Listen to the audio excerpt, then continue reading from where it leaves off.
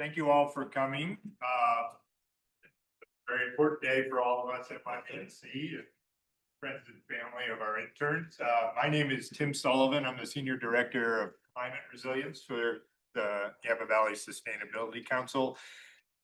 I'm doing a poor imitation today of being Michelle Stewart. She is taking a deserved vacation.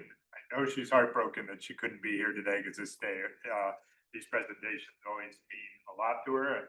She'll watch the recording of it, and just so the interns all know that she is there in spirit. I texted with her last night, and she's very sad that she couldn't join.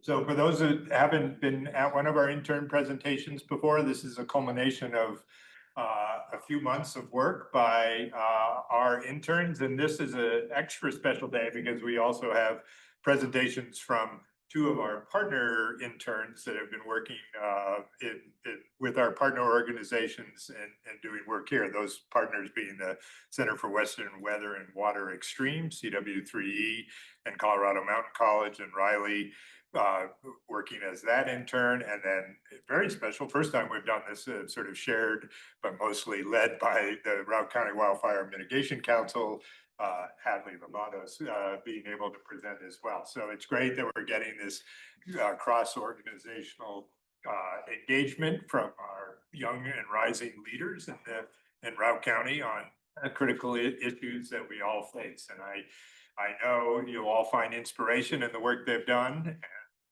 feel better about the future. So I'm going to turn it over to the person who deserves all of the credit, or at least most of the credit, for making this program such a success. That's Dakota Dolan. Cody is amazing in the way she works with the interns, both in helping to select them, mentor them, bring them through, and have other partners come and engage with them. So Cody is responsible for really making the filling process, and that we continue to get such a great crop of new interns who can share their enthusiasm and experiences with all of us on the staff and with you in the community. So I'm gonna turn it over to Cody. So thank you for that introduction. Welcome. Thank you so much for being here. I'm thrilled to see such a packed group. This is awesome. I'm really proud of this group. Summer, kind of like Tim mentioned, it's kind of a special time. We have our biggest group of interns in the summer. YVSC has the most events and kind of things happening to engage with. And we also get to work with our partner organizations and kind of collaborate with those interns as well. So summer is a really special time to be an intern, and I'm not picking favorites. Wow, because you had it the other way around. Because yeah, that's fine. Whatever. I don't care. I think someone might need to mute their microphone. Just gonna add a note. But yeah, thank you all so much for being here. I'm really excited for these interns to show you what they've been working hard at over the last 12 weeks. For those of you not familiar with the program, it's a 12-week professional experience that YVSC hosts every fall, spring, and summer. And it basically allows interns to work with a YVSC staff member, and together they work on a project concept that both meets the needs of YVSC at that time and also addresses that intern's skills and interests so that they can come together and create a unique, one-of-a-kind internship project. And all of those are rooted in one of YVSC's 5 priority areas, and those are waste diversion, energy, transportation, community engagement, and resilient land and water. So I think it's a very special program and provides a unique opportunity for interns to really engage with the community and with YVSC staff, as well as other agencies, organizations, and local government, et cetera. So I really hope you enjoy what they have to show you today. And one quick note, I know we're here from 12 to 3. Please help yourself to lunch. I'm not going to have any scheduled breaks, so please feel free to come and go, use the restroom, which is right around the corner, and please help yourself to lunch. So with that, I will start us off. We're going to start with Sloan Spear. She was our intern working on the connections between art and the local community, as well as climate action. And she's just going to pass something out really quick, and then let's welcome her up to the podium.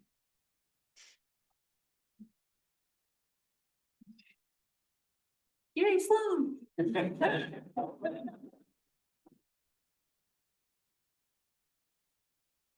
And one other note, while Sloan is making her way up here, there will be a moment for questions and discussion after each presenter. So just hold on to your questions. And folks that are joining online, if you can type in your question, and then Abby will kindly help in projecting those to the room. Thank you everyone for coming I'm Luke Bedell. I'm the YVSC's Resilient Land and Water Intern for this summer. And I'm going to be presenting my project, which is beaver conservation and conflict management, reaching out to local ranchers to identify and solve issues relating to beaver mitigation. Starting off a little bit about myself, I grew up here in the Yampa Valley. I was born here. I've lived here my whole life, and I actually live part-time in Northern Rock County and near Clark with my dad, and then I live part-time here in town with my mom. So I'd like to believe that I've gained an understanding about rural and urban living and kind of the similarities and differences between the two. In addition to that, I'm also with the Winter Sports Club. I do biking with them, and I just finished my last season of Nordic skiing with them. I am going to be a senior at Seaman Springs High School this year. I also worked at the Pro Rodeo Series and Marabou Ranch this summer. Marabou is just a couple miles west of us. And lastly, I am a biology and art enthusiast. And that's kind of two things that really drawn me into taking this internship for the summer. I also wanted to get an opportunity to branch out into the community more and do something that would be more impactful for others who I live around and who I interact with every day. And I also wanted to take an opportunity to bridge the gap between rural and urban. There's this perceived difference between the two groups, and I really wanted to try to do something that would help to bring them together. Going into my staff mentors here, first I'd like to thank Ryan Messenger. He is the Resilient Watersheds Program Manager. He was kind of the main guy for my project. He helped me start it. He helped me get it along. He helped me schedule everything and super helpful with that. Gave me plenty of resources to use. And I'd also like to thank Cody Dolan, who was the kind of the intern project manager. She helped with all of our internships, and she helped to schedule meetings and programs, site visits, and she was extremely instrumental in that. And then lastly, I'll take a second to thank some of the partners and acknowledgements for this project. First, Emily Berg, she's the Conservation Program Manager at Friends of the Yampa. She's been working very closely with Ryan on certain beaver issues and trying to start a collaborative with YVSC. I'd also like to thank Rocky Mountain Youth Corps. They went out with us for a day at California Park to create Z-dike structures, so they were super helpful then.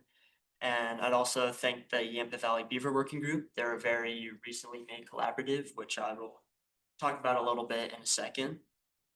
And then lastly, I'll give out some acknowledgements. I had to contact a lot of ranchers and landowners over this internship, and every single person that I talked to was super respectful and super helpful. And even if they did not have beavers on their property, they were super helpful giving out information and contacts and problems that they might have had in the past. I'd also like to thank some of the resources that I used. Plenty of friends, family members, other community members who knew a lot, may not have lived on a ranch or be landowners, but they had important information or other contacts to give me. And then lastly, some of my coworkers, Shel Stewart, Abby Vandergraaf, Brenna Egan, Jayla Poppleton, and just everyone at the office was super nice, super awesome. If I ever had a question, I could go up and ask them anything. So, yeah. Going into some of the background about why YVSC and I'm interested in beavers and we're working to help them is one of YVSC's main missions, which is natural climate solutions. This falls under its Resilient Land and Water branch, and basically what natural climate solutions are certain proposals or solutions that involve ecological impacts within the region to help combat some of the worst effects of climate change. And surprisingly, beavers actually they fall into this category. I'm sure most of you know that beavers build dams, and these dams hold back water and they create ponds or lakes or hold back streams. But these ponds are actually vitally important to the local ecosystem and the environment. For one, these ponds and these beaver dams help to protect against droughts. The water that they hold helps to mitigate the flow during spring runoff, especially when we have very sudden heat bursts in the spring and lots of water runs down. They are able to hold back a lot of water to preserve it for the entire year. And this water also helps to mitigate wildfires, regenerate springs, and yeah, those two things. And then beavers co-evolve with every single species that lives here in Out County, every single native species, and their ponds are vital to the biodiversity of the region. They're called a keystone species because their presence impacts hundreds, if not the entire biosphere of the region that they live in. And lastly, they have a lot of human benefits. You can ask many ranchers about where they water their cattle or their livestock, and they'll say beaver ponds. They're super useful because they stay year round. They hold water for the entire year. And sometimes if a man-made built pond or a spring dries up, ranchers can use these ponds to water their cattle. Not only that, but the dams that beavers create help to mitigate floods. So if there's ever a flash flood below or above multiple homes, a lot of times the beaver dams can help to slow down and even obstruct the flood, damaging its properties. Regardless of that, though, there are a lot of negative impacts that beavers have for our local ranchers and even ranchers and landowners across North America. For one, their dams often block ditches and irrigation systems, which can be difficult to have water flow at the end of these ditches when you have a large dam built blocking all that water. And that built up water also creates a lot of flooding, especially for roads and pastures. And lastly, beavers eat trees. So if you have an ornamental tree or you have a tasty apple tree in your backyard and you have beavers, that apple tree, there's a good chance it's going to get chopped down. And because of this, beavers are often villainized. There's been plenty of times where I've interviewed local ranchers and they express to me with excitement about shooting the stupid beavers that are blocking their ditches or doing other things like blowing up their dams with dynamite. So those are some interesting conversations, but it's important that we do protect beavers because they are recovering from population. So before Europeans first colonized North America, there was an estimated 400 million beavers living here. And with the fur trade, as well as ranchers moving into new areas, their population dropped to about 100,000 in the late 19th century. And it's only been very recently that those populations have gone back up to around 10 million. However, even though ranchers face a lot of these problems, there are plenty of solutions that don't involve blowing up their dams with dynamite or even relocating beavers. For example, I have a couple pictures of some structures here. First one right there that's actually called a culvert guard, but there's culvert gates that can be built that help to block beavers from damming culverts and stopping the flow of water.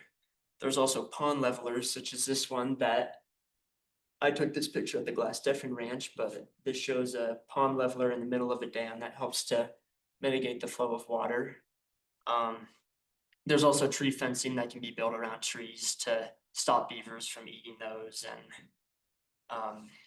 using those for dams or whatever. And there's also keystone fencing, which are fences that run horizontal to the stream that force beavers to build along those fences so that they don't block waterways.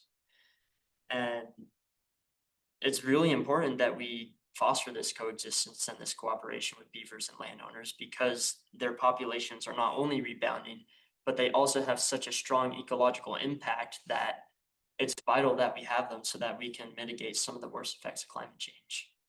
And this is kind of one of the main goals of this is actually the main goal of the Yampa Valley Beaver Working Group. It's a very new collaborative that's in partnership with the Yampa Valley Sustainability Council and Friends of the Yampa. And their main goal is to help implement these structures and devices to help both ranchers and beavers coexist and even cooperate. So going into some of my project objectives relating to this, the first thing I really wanted to do was to open up communication between YVSC and local ranchers to help kind of bridge that gap that might have been there about issues relating to beavers. I also was to provide a contact spreadsheet as well as multiple logos for the beaver working group. And lastly, I was to interview and assess ranchers as well as their properties to see what problems they had there and formulate solutions to how we could solve these specific issues. More specifically, going into some of my methods, I reference the Route County interactive map a lot that's made by the county to show different properties around the entire Yampa Valley. I also use the Colorado Beaver Activity Map.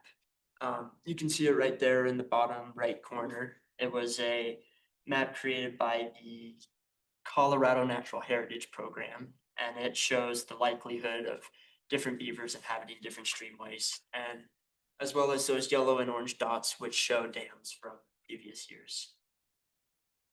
After that, I would contact different ranchers to plan site visits and also discuss what issues they had, or if they had previous issues in the past, what solutions they implemented to solve those. I also created a spreadsheet, which I'll show you in the next slide. I attended multiple site visits to assess these issues, and then finally formulate possible solutions for all of these specific problems that different people had.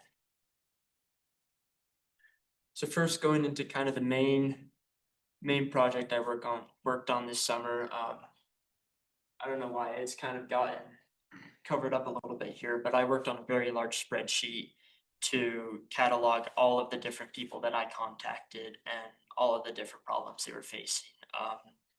These aren't real contacts. I didn't want to show anyone's information up, but I would add names, numbers, emails, addresses, and then go into a little bit of detail about what exactly their problems were, specifically how many beavers they had, what structures they had, what kind of structures they had, and lastly, add some possible resolutions and some notes about specific issues, whether these beavers may have migrated from someone else's property or there may be something unique going on. And probably the biggest thing about this spreadsheet is that this would only be one singular spreadsheet. I actually created multiple spreadsheets for multiple tributaries of the upper Yampa. So for example, the elk, the bear, the Trout Creek, Williams Fork, all of these different tributaries I added so that we could better categorize where different ranchers were and figure out where more specifically where the most beavers were. Secondly, I also attended multiple site visits.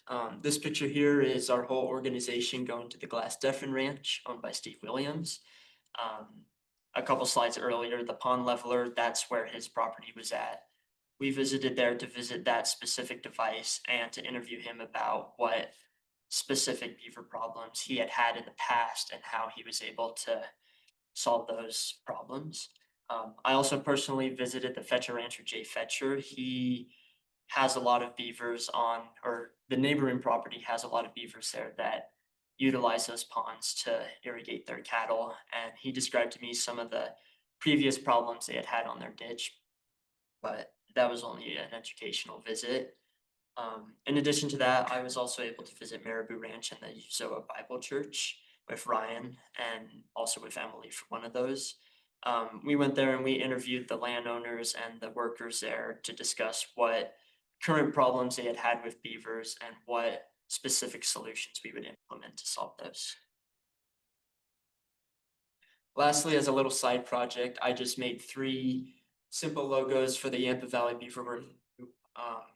It's a very young organization, so they don't have any logos or anything like that yet. So I thought this was just a fun project to do in my free time when I was waiting for contacts. So going into some of the results I found from this whole project, out of the 26 people that we were able to get contacts from, 22 we were able to contact. 11 of those people responded, and 3 of those people were able to plan a site visit, or we were able to go out there and check out what's going on. Personally, from this data, I was a little bit underwhelmed by how many responses we got. I would have liked to see more responses coming from different ranchers. I understand that a lot of times I didn't have a lot of information to go off of, so I would just text these people, and I could understand how that might have been a little bit apprehensive, but with the people who I was able to interview and with the ranchers that I was able to talk to, I was very pleased about. Everyone was very respectful and engaged in the material that I had to talk with them about. And even though most of these people didn't actively have problems with beavers, it was very useful to speak with them, to ask them what may have previously been going on, or what their neighbors or their friends or family may have problems with relating to beavers. Going into a couple other activities I did during this internship, I got to volunteer for the Yampa River Festival back in May. I also got to take a day to go out with Ryan and Brenna and Jayla to California Park to resort to create Z-dike structures, which are small rock structures that help to restore the wetlands there. I also attended a June community meeting, got to attend many intern meetings and a staff meeting. We also had a super fun kickball and potluck with our interns in our organization. And lastly, the interns and Cody got to go to Bear Park, it's the garden just below the CMC, which was super fun. Moving forward on my project, I'm really hopeful that this spreadsheet will be able to be utilized by Ryan and Emily going into the future and the whole Beaver working group. There's plenty of room for future contacts to be added, and going off of that, every time that I spoke to a rancher, I was able to get another phone number or another email off that person. So hopefully in the future, as Ryan and Emily go out to do these installations, they'll be able to get more contacts from that, and we'll be able to grow our database. And we did not conduct any installations during the summer because beaver activity is generally the most active during the fall, when they are preparing for winter and they're creating food stores and building their dams and lodges. And Ryan and Emily are also getting their certification in building a lot of the devices that I showed you earlier. And lastly, I really hope that beaver's practicality will begin to be appreciated in Route County. There's still quite a bit of sentiment that beavers are a sort of pests that need to be removed, but as the climate begins to dry and as more ranchers need to utilize these beaver ponds and these sort of patches of waterways, I think that the work that the rodents do will very much be appreciated in the near future. And then lastly, just some personal takeaways about this internship. I was very impressed with how much ranchers are involved with conservation, especially here in the Yampa Valley. I just remember speaking with Jay Fetcher about the beavers on his ranch, and he was so excited that they were able to be there and they weren't a problem, but he could also use them, and they attracted all sorts of types of animals. And it's important that ranchers are a part of conservation because they rely on the land to grow their crops and to feed their cattle. And I think it's super important that more ranchers are beginning to show up in the conservation sphere.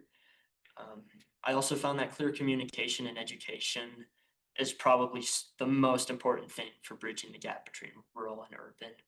So many times there's common goals between both parties, but a lot of things get lost in the politics and the drama of that and whatnot. So I think it's really important to open up clear dialogue with both parties. Personally, I thought that this internship gave me a lot of experience in public speaking, both to groups very briefly with meetings, but also to private individuals, and being able to speak with them professionally, but also in a way that was opening and not too cold. I also found that my time management was challenged in a good way. We were given our own time during this internships to complete the hours, and I found that even though sometimes I had to work on weekends when I could have been hanging out with my friends during the summer, it was really a great opportunity for me to prepare for future jobs, and it was really awesome taking that time to do that. And lastly, I really much enjoyed this internship. I learned so much about the professional world. I learned so much about beavers. I know too much about beavers, but I had such a great time, especially with my other interns here. It was so fun. The only suggestions I would maybe have for the future is to maybe do some more planning for projects in the beginning of our internships, as well as being able to reach out education wise to the community. I would have loved to make a pamphlet or make something to go out to different ranchers about the benefits of beavers and why it's important that we foster this cooperation. So yeah, that's what.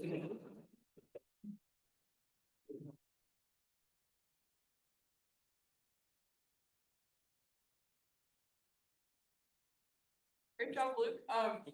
By the way, those numbers, when you were talking about not many people responded, those numbers were right on par with what we expect in like I know. applications field. We call like 50% of people will open the email, 50% will actually respond, 50% will show up, on and on it goes.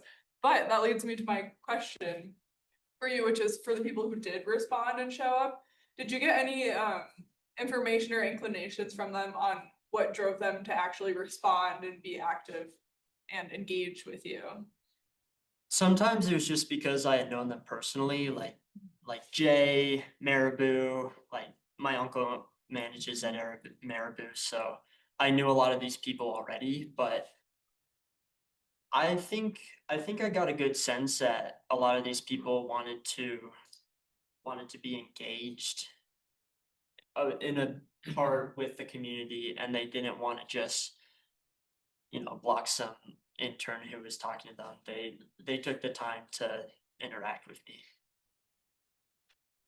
I'm just curious, in terms of contacting people, about 20% of the land, the private land in Routt County is under a conservation easement.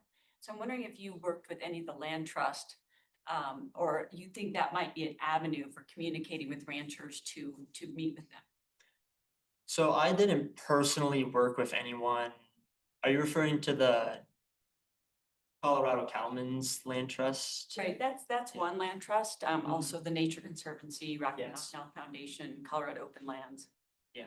So I specifically tried to stay with private or independent ranchers. I didn't branch out too much into the Nature Conservancy.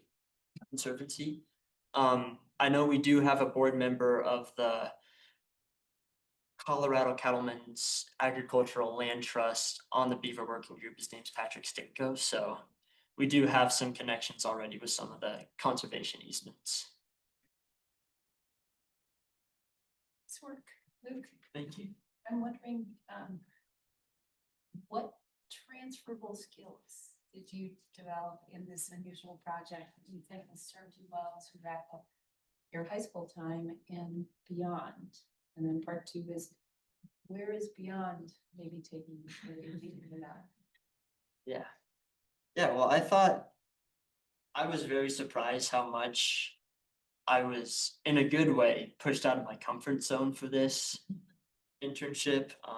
I remember being so scared the day I did my interview, especially because my car had just broken down and I had to drive me.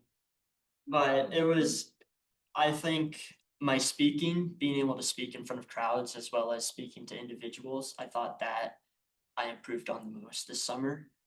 And I think going into the future, as I go into school and academia, I think being able to present to classes and to professors and to different individuals there, this internship will probably help me a lot there. And as well as that, going into college, I think that the time management and having to put out deliverables at a certain time and making sure that I had those completed early was super important for me, because a lot of times I procrastinate a lot, but this really helped me get myself in gear, so, yeah. Really good presentation and project. It was a pleasure working with you and you guys did a good job. Did you learn any interesting facts while you were doing your research? I did learn some interesting facts.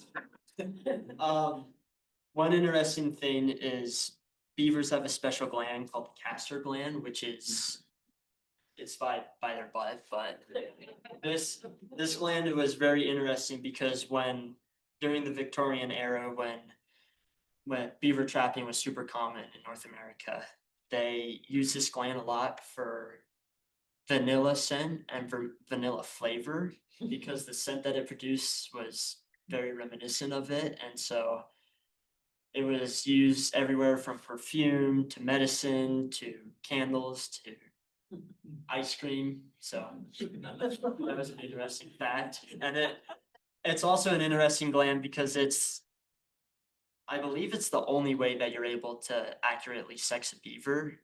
I believe that males have larger glands. I believe it has something to do with the scent, but yeah, that's an interesting fact.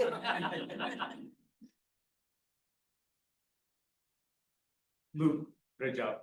Through your research, did you identify a proper way to get rid of beavers? What's the most humane or responsible way? When you say get rid of, do you mean like moving them? Yeah. So a lot of times what the Forest Service or entities will do is they will live trap beavers, and in fact in Colorado it's illegal to use a snare trap to capture a beaver. You have to use a live trap. I found just through my research that that's the main way that organizations use, and oftentimes there's certain facilities where beavers will be kept.